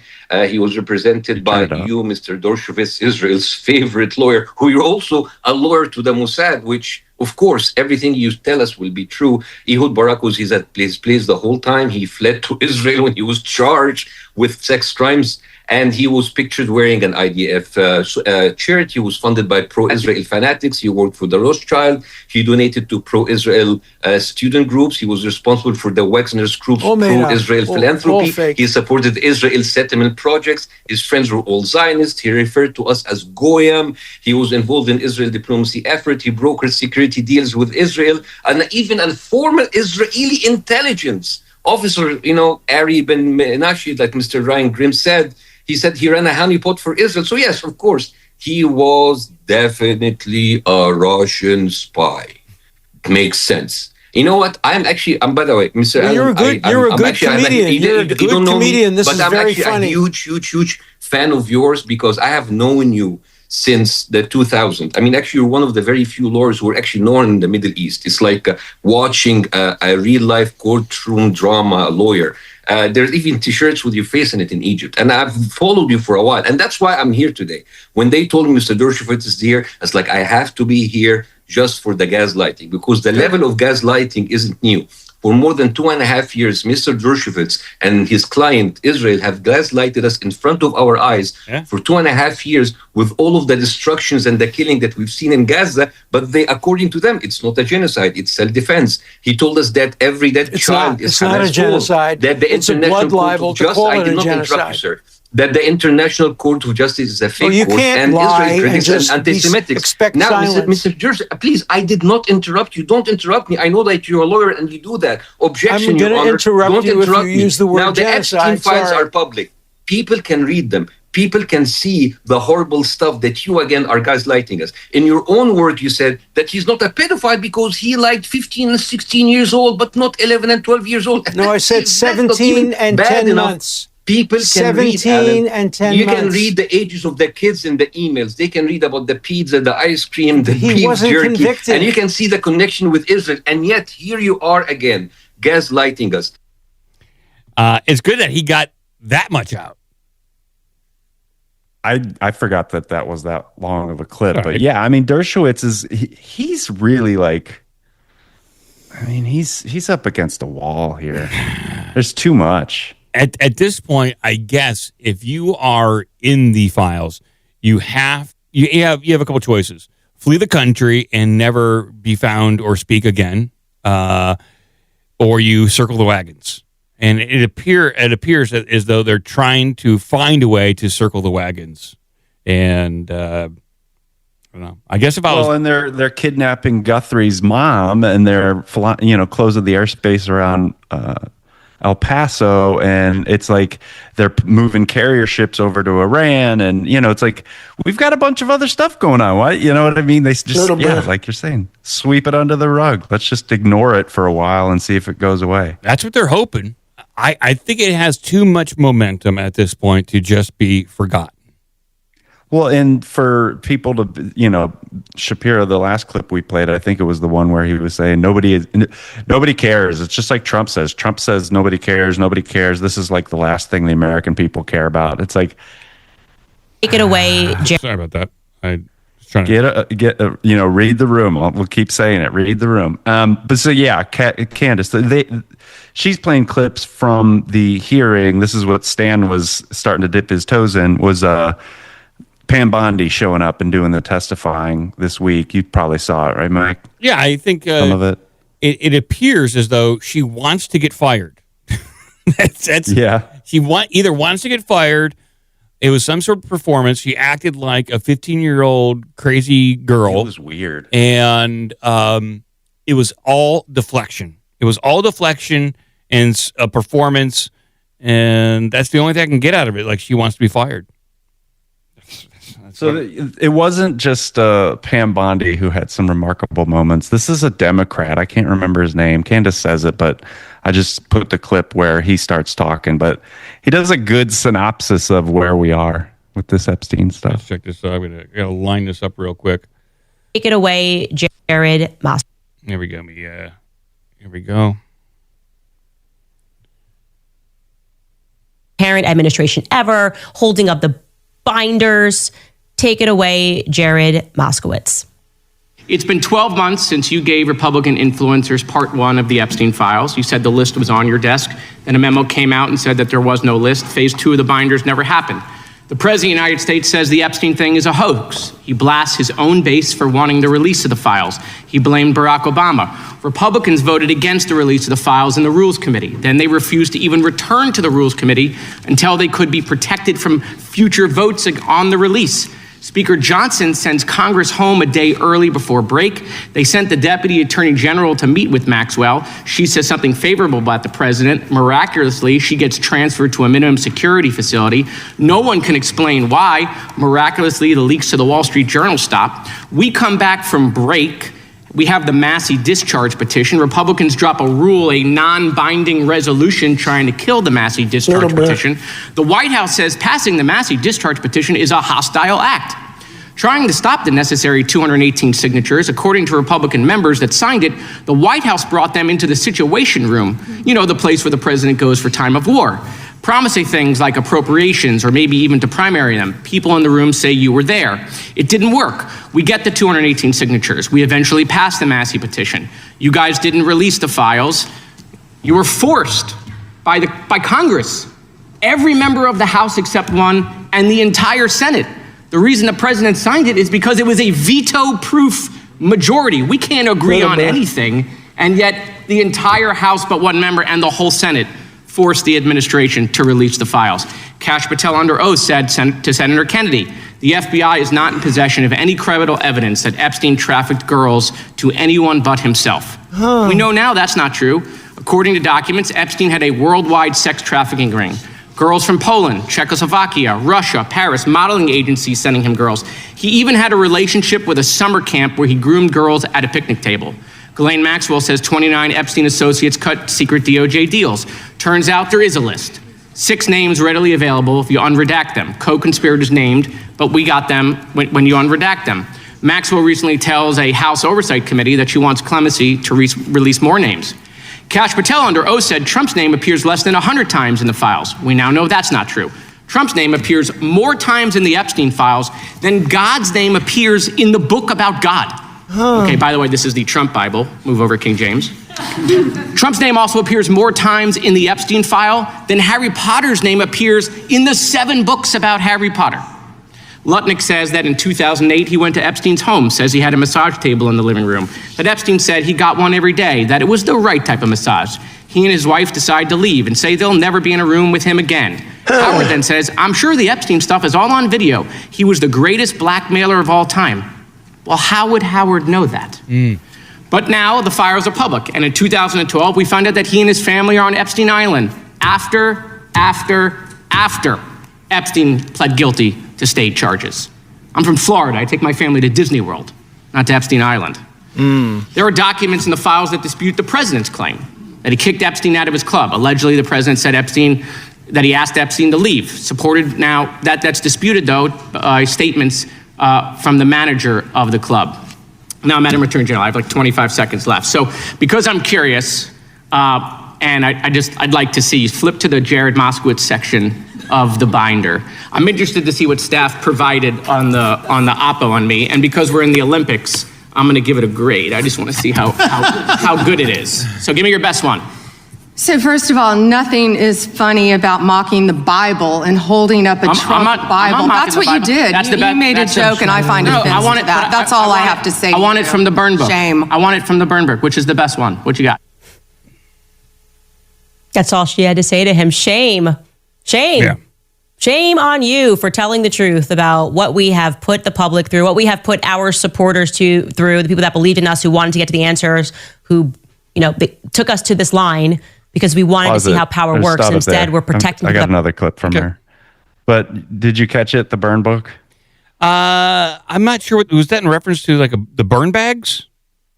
No, she's got. So Pam Bondi has a book on all the different people in Congress that she can throw insults at. Basically. Oh, I see. She's got them all lined up. So Thomas Massey, I think it was like her comment to him was like, well, you voted against the bill that would, outlaw AI porn. I was like, so what? What's that got to do with any of that? It was a lot of that kind of stuff. She did nothing but deflections, and it's an epic performance of incompetence. Anyhow, is my audio cutting out? No, I don't hear it cutting out. Okay. No, it sounds pretty good. Nice. So then this is kind of where this is where Stan was really going, and it's something. Take it away. Sorry. It's just I don't even know. If you haven't seen it, I'd love to hear your take, but it was hard to miss. It was flying all over the place. Okay. Let's see if I can get this up on screen here. It's the most recent post, I believe. Here we go. She's got a little bit more too, by the way, because I guess she thought this was going to work. And I actually appreciate this response, this next response from Pam Bondi, her perspective on it, because I think it's honest. I appreciate it because it's honest. Take a listen. They are talking about Epstein today. This has been around since the Obama administration. This administration released over 3 million pages of documents, over 3 million. And Donald Trump signed that law to release all of those documents. He is the most transparent president in the nation's history. And none of them ask Merrick Garland over the last 4 years one word about Jeffrey Epstein. How ironic is that? You know why? Because Donald Trump, the Dow right now is over $50,000. I don't know why you're laughing. You're a great stock trader, as I hear, Raskin. The Dow is over 50,000 he can't even right get now. The S&P at almost 7,000. And the NASDAQ smashing records. Americans' 401ks and retirement savings are booming. That's what we should be talking about. We should be talking about making Americans safe. We should be talking about, what does a Dow have to do with anything? That's what they just asked. Yeah. Are you kidding? Yeah. It's simply amazing. It's as amazing as Mikey McCoy, right? She's just out there like, what is what? As she was speaking, giving her response, Pam Bondi, she was laughing. Like she was struggling, trying to get through it, like in her head, trying to make all these connections. How do I deflect? And she looked down, saw the Dow, saw Trump. She was getting confused in her deflection, and she knew how ridiculous it sounded. It sounded stupid. Yeah. That's where we're at. So this, I just love how the internet, like for something as serious as that is, the Epstein thing, it's hard not to laugh about all that. And this, to me, I saw this yesterday and I was just like, that's so perfect. Okay. This is why we love the internet and why we need to preserve what we have right now, what we have left, I should say. Bring this up on screen. Let's get this going. Let's rock. How many of Epstein's co-conspirators have you indicted? How many perpetrators are you even? The Dow right now is over 50,000. I don't know why you're laughing. That's what we should be talking about. The Dow right now. S&P at almost 7,000. The American people need to know this. Need to know how is the Dow. Let me address the survivors because that's how is the Dow. How many? It's fantastic. That's a fucking great song. It is. Yeah. So I think if I'm not mistaken, Pam Bondi is a dual citizen. Oh, really? Yeah. And then, if you remember, Matt Gaetz was the first nominee for the role. Oh yeah, and they got him out of that running right quick. Yeah, they couldn't have him. Sorry, they couldn't have him. No.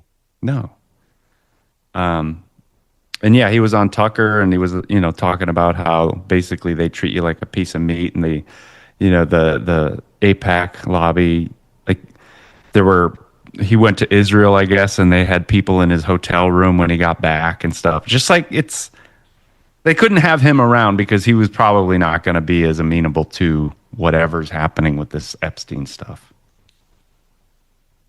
Gretchen is got to go. Gretchen, take care.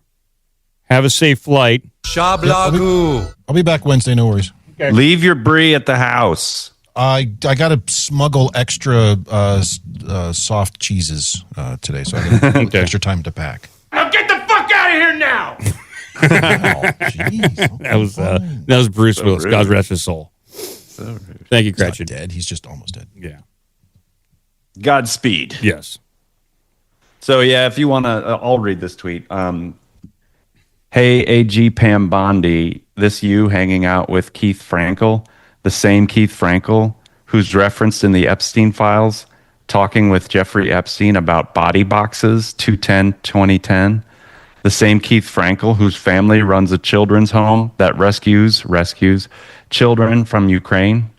The same Ukraine referenced in the files as being a hotbed for child sex trafficking. Do the Epstein victims you claim to represent know that you're buddies with one of their abusers? I do. Yeah. So that's from it appears Pam Bondi was confirmed to help clean up this and to help clean up any other mess that may have been lingering.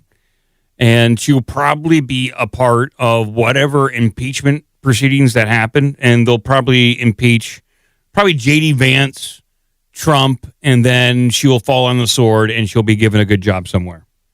Maybe, yeah. So the fella who was running through that's a good synopsis. I was like, is it really this long? I forgot how long some of these clips are, but in his little summary there, he talked about Lutnick. And so Lutnick's story is, again, just like Ben Shapiro's and a lot of these people, it's like so counter what they said in the first, version of their stories. Like Bill Gates, I only had a couple dinners. And then it's like, yeah, I only kind of planned a, pandemic with Jeffrey Epstein. So I don't know. And I've been emailing him back and forth, and I've been trying to get some STD drugs to slip to Belinda and everything else. Like, it's like the first story they say is so detached from what the reality is here. But so Lutnick he's going to tell us about his relationship with Epstein. Let me bring that up real quick. How about that, Billy boy? Here we go. Him again. My wife and I decided that I will never be in the room with that disgusting person ever again. Oh. So I was never in the room with him socially, for business, or for even philanthropy. If that guy was there, I wasn't going because he's gross. Oh, yeah. Newly released Epstein files show that Lutnick sought to meet or call Epstein several times after 2005, including after Epstein's 2008 conviction. Republican Congressman Thomas Massey, who led the push for the release of the files, is now calling for Lutnick to resign. Yeah. Really, he should make life easier on the president, frankly, and just resign. Meanwhile, the White House says that the president is standing So firmly then go to this by next Lutnick. clip. Secretary Lutnick remains a very important member of. I think this, if I'm not mistaken, this is the one where he's actually being questioned about it. No. Let's see how he responds now. Bigger concern is these 6 individuals. I met Jeffrey Epstein when I moved to a house next door to him in New York. Right? And I met him then. Over the next 14 years, I met him 2 other times that I can recall. 2 times. And that is none for 6 years. So 6 years later, I met him. And then a year and a half after that, I met him, and never again. Did you, in fact, make the visit to Jeffrey Epstein's private island? I did have lunch with him as I was on a boat going across on a family vacation. My wife was with me, as were my 4 children and nannies. I had another couple they were there as well with their children, and we had lunch on the island. That is true, for an hour, and we left with all of my children, with my nannies and my wife, all together. We were on family vacation. We were not apart. To suggest there was anything untoward about that in 2012, I don't recall why we did it.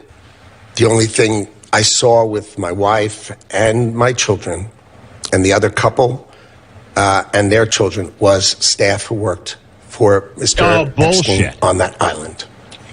And you realize that this visit took place after he'd been convicted. Question: Are you familiar with the $9 billion in historic fraud out of your?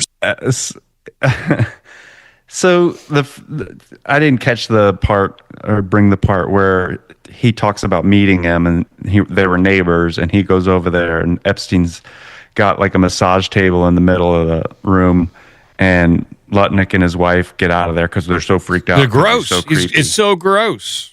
He's so gross. And then all of a sudden, Epstein gets arrested, sweetheart deal, basically isn't in jail at all for soliciting sex with minors. Yes, so, I mean, it's not great, but we all know now that it's like not. And so Dershowitz is saying the 17 years and 10 months. I don't know if you caught it. Yeah, I did. It's like, come on. So she was basically 18. Okay. Yeah. She looked 18. So anyway, he's a sex pest, and Lutnick is like, hey, let's go have lunch with the sex pest on his own private island. And remember, if you remember the emails, if I'm not mistaken on that one, it was him describing this other couple, and the kids were all very specific about the ages. Yes, they were. Do you remember? Yeah. It was like very detailed about what ages they were. And there's two couples, all their kids and ages. Really ridiculous how you would like spell that out. It doesn't seem like a normal organic conversation. Oh, and we know when people lie, they over-explain, and so it's like we had lunch for an hour. Like nobody asked you how long lunch was. That's a very tight lunch, by the way. In and out. Yeah, so you've got another couple and everybody's kids, and it's like, well, we got to hurry up. It's like it must be pizza and hot dogs, is my guess. It's a den of villainy and scum. So then, since we know that this guy is super honest, let's go back in time. You want to go to the latest post you just put there? Or yeah, America United. Yeah, look at this slime ball. America United. I want to be united in America. Same. Yeah. We need to be united in America. Let's see what's going on. Center. The head of Cantor Fitzgerald, Harold Lutnick, just happened to be out of the office that day that the terrorist struck. Mr. Lutnick was taking his son to his first day of kindergarten. Now he says he has a very different view of business and life. He spoke to our business correspondent, Terry Keenan, earlier today.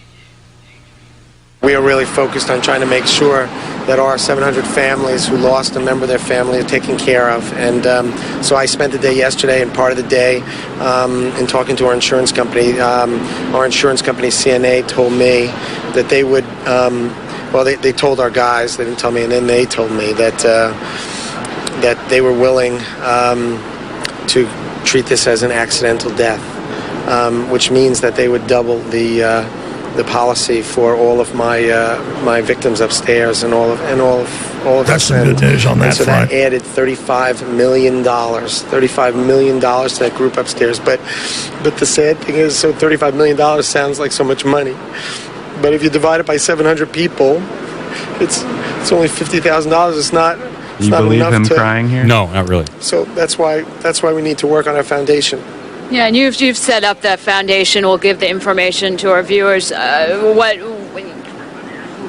Explain the needs of these young families. Many of your traders were just in their 30s. We've got the average employee we have is around 33 years old. So they're just married. We have the money. Probably a dozen women who are pregnant with babies who just lost their husbands.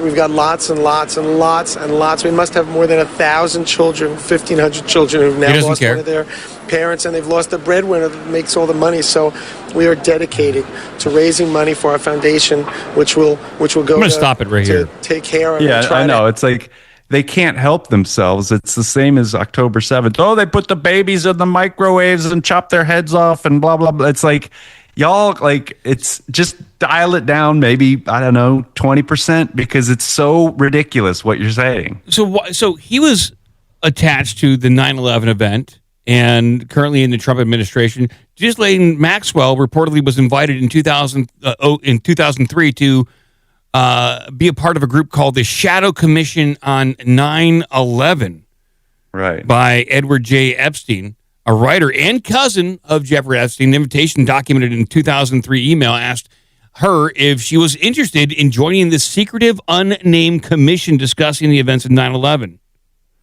Like, no one's talking about this at the hearings. Like, this is crazy cover-up shit. And so I can't remember what I was watching, but a lot of people are saying it. And of course, those of us in sort of conspiracy world, we know that it's like, how can it all be connected? Because it's overwhelming, but it's like, yeah, it is all connected. Sorry, World War II, Hitler funded by the Rothschilds. This is coming out in the Epstein files. Like I don't know if we talked much about that, but they're openly communicating with each other. Like, yeah, we kind of got Hitler up and running. And even Kim Iverson was showing in how she's discovering that not only is Bannon and Epstein kind of buddy-buddy, but they're also partly responsible for getting the Groypers and 4chan to become sort of this hotbed of racism. Because they wanted to, if they can show how insane this group is, like Hamas or whatever, then you become attached to something that is untouchable. You know what I mean? It's beyond the pale. Like, how can Bannon still have a radio show at this point? Dude, it's just like Bongino and Patel. Like, you guys destroyed your reputations. It's gone. It's literally gone. And here we got Shapiro going, no, they're so honest. It's like, dude, what show are you watching? It's just ridiculous. It is just a shit show. It is. So if you go down in that tweet, I put the tweet in there, but down below in the replies. So the guy, he's super sad. Lutnick is super sad because all these guys. But then it's just like, think about Larry, whatever his name, Lucky Larry. Silverstein, yeah. So he buys the World Trade Centers, and they get hit by two buildings get hit by planes, and so he's able to collect insurance on both. That's how these people operate. It's not just like, we're going to do a terrorist attack, so we can get the United States into wars in our backyard. No, it's, we're going to do a terror attack, and we're also going to short the airlines, and we're also going to get the insurance on the buildings. These people are disgusting. You know what I mean? We need to profit from all the death. Yeah. Otherwise, it's not worth it. We're just killing people. The war's not even worth it unless we can make money. It's out of control, man. These people. This is why it's like they're eating baby. It's like, why would the government do that? How many people would be in on it? Do you see now? Do you see how crazy you sound? How crazy you sound? Yeah, I guess people can conspire and keep quiet for a good long time, and they just, I guess they can do it. They do it. Like it gets leaked out as conspiracy theory, and wackaloons and the schizoids are talking about this, but maybe that guy in the previous show is right. The schizoids need to be in charge now. So, and the other thing too is that people don't understand that this is a giant tribal war that's been going on for centuries. So, that's the whole it's all connected thing. Like the Rothschilds are betting on wars and finding ways to profit on wars since Napoleon. You know what I mean? Yeah. And like shorting the war and all that stuff. It's like, yes, it's all true, dummy. They're changing the weather. They're manipulating the money. They're bragging about it. It's been a war against basically the West. And I had the clip for last show, but I didn't play it. But Netanyahu will say it out loud that it's like he's not going to let the Catholics and the Romans win this time. And he said it multiple times over the course of several years. They asked him, like, what book are you reading? And he mentions this book. I can't remember the name of it, but it's basically how the Jews are going to beat the Romans. And Rome is actually Europe and the United States. That's how they see it. It's like they say it out loud. We played the clips with these people, these Zionists on the news in Israel will just say this shit. It's crazy. But anyhow, it's all happening. Lutnick is super sad. He's going to collect insurance on his employees. So look, you're going to have to read this because this is a reader tweet, but it's all connected. So the section in red. Some people inside. So real quick, I'll read the headline. 9/11 settlement distribution stirs ire among Cantor insiders. This is Cantor Fitzgerald. Oh, okay. So some people inside the Cantor believe the money would be distributed to the families of the company employees who died in the attacks. Yeah, because that's what he just said. It wasn't enough money for all the families. or put into the firm's general coffers. But during the conference call in March, Lutnick told senior executives the bulk of the money would be distributed among the firm's partners, according to one person on the call. Further, the person said each partner would receive about $2 for each partnership unit. I don't even know what that means. So I don't know what that means either. Yeah. I have no idea how much he made from this, but he is the biggest partner, the source said. Speculation in the firm suggests Lutnick took anywhere from $15 to $25 million from the settlement. A spokesman for Cantor would not deny he was entitled to receive millions of dollars, and neither she nor Lutnick would deny the speculative amount. So, he just took the money and to say, hell with the families. You know, those get pittance. A little, maybe just a few $100. I don't know how much, but it wasn't the majority of which they probably were entitled to, according to his previous statement on the street when he was crying, crocodile tears. So I'll end on this weird one. So the name that gets unredacted is this Sultan guy.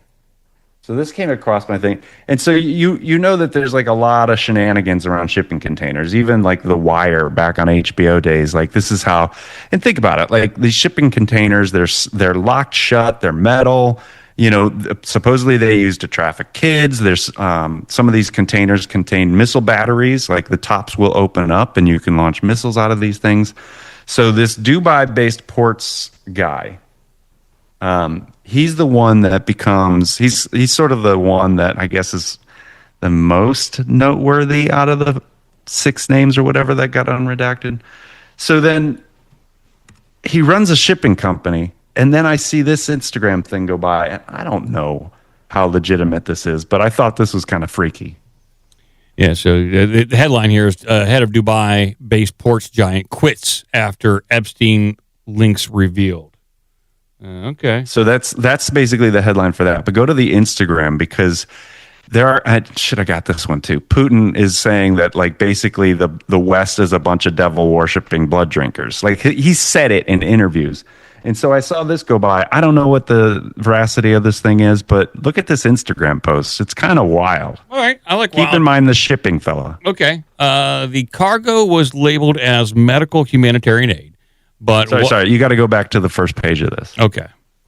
First page. So Russia seizes Adrenochrome shipment from Israel. It's even further back. There's still some more before that. I see the right first here. one I have is Putin has I see that. Adrenochrome task force that just intercepted a shipment from Israel to Hollywood of oxidized adrenaline harvested from 10,000 children.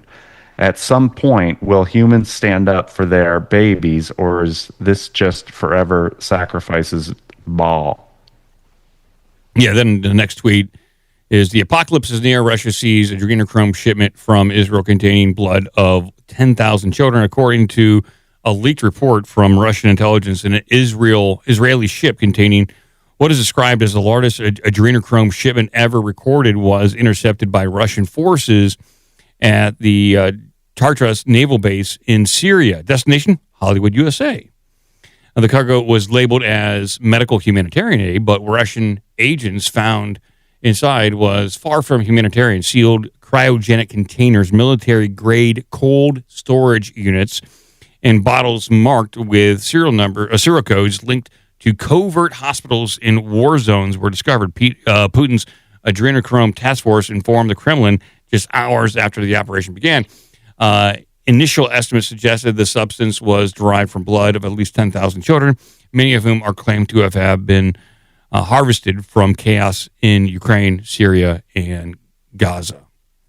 And here's some pictures. Who knows? You know, this could be just a fantastical post, but given what we've learned in recent days, it's probably not far-fetched at this point. Yeah, and they do a lot of organ harvesting from these people who are, like on death's door. They're like, did we talk about that story last show? Yeah, I think we did. Yeah. So it's worth a boatload of money to have these people just kind of barely alive and then harvest those organs. Yeah. And if you think about it, like just, profiting off 9/11, profiting off of wars and destruction, like now it's like we've got all this baby blood. Let's send it to Hollywood and profit it over there too. It's just the scale of demonic activity going on here is virtually it's unparalleled. It's unparalleled because of technology and transportation. It's so crazy. And on that note, have a great weekend, everybody. Yeah. Have a great weekend, peoples. Happy Valentine's Day to everyone out there. Hug your loved ones, hug your family. Let them know how much they mean to you. Hopefully they mean something to you. And we'll be back on Wednesday for some more fun news. Yay! Nothing but fun. Yes. Oh, man. Dark it's stuff. I had another one I don't think I played. There was these people who were working on the docks, and they opened up one of these shipping containers, and they were like parts. Yeah. Oh, God. Well, it's really not unlike how The Wire in season 2, season 3 started to kind of unravel, where they started to uncover like the operations are organized at a much higher level within the government. Yep. Great series. I think you can still watch it on HBO. Probably one of the best series ever made. They have pagers in it. What, in The Wire? Yeah, do you remember this? I think it's before cell phones. Oh, yeah, probably. Yeah. Pagers. Yes. It was good. I don't know if it'll hold up. I don't know. I liked it when I watched it, but you can go to obdmpod.com if you want to support this show. And, you can join a Discord. I posted up just a real quick 1 hour conversation I had with Ricky from The Ripple Effect. You can check that out. We're just talking about AI, art creation, art and AI, and all that kind of stuff. So, fun conversation for an hour between me and Ricky and all the other stuff that's out there. A lot of audio over there. OG Ricky. Ricky from Union of the Unwanted, yes. He was, I haven't talked to him one-on-one in a long time, so it's nice to see how he was doing. And I guess, we'll be back on Wednesday. Monday is President's Day? Yeah, I think it is.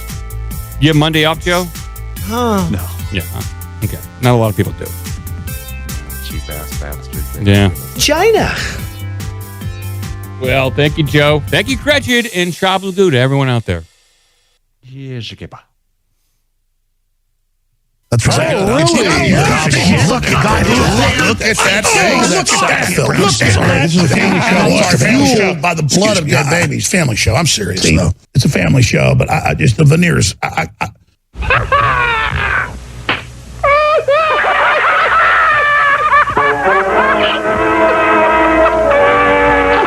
That's about all. Shablagu. Sit, Ubu, sit. Good dog. Until next time, take care of yourself and each other. Until next week. Nanu. Nanu.